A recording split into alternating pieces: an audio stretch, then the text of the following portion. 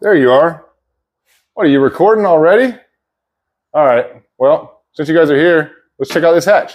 This is a custom hatch, 14 by 27. This one goes up in the bow of an electric-only boat. Now, it has 2 drain tubes in it, specifically for the reason that it catches a lot of splash over the bow in the electric-only series because they run their boats really heavy in the front.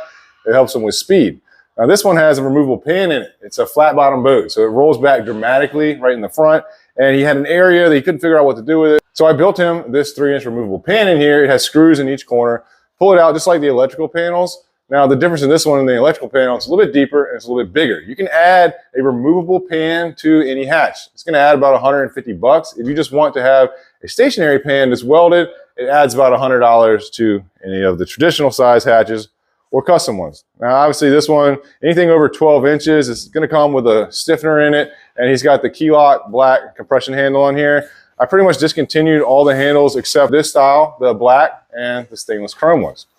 A couple other things, guys. I haven't had videos dropping lately. We've been super busy, especially now that Austin is left. I've been building hatches all the time. I've got about 5 videos that are midway finished and I'm trying to wrap up, so they'll be coming very shortly. But the main thing I wanted to touch on with you guys is that we have the 2nd annual trout tournament on the Elizabeth River going on this Saturday. You can register for that up until the 7th, which is tomorrow. So make sure you guys go and check that out. I'll leave a link in the description of this video where you guys can get information about that. But I got a lot going on, guys. I got to get back to work. I'll see you on the next one.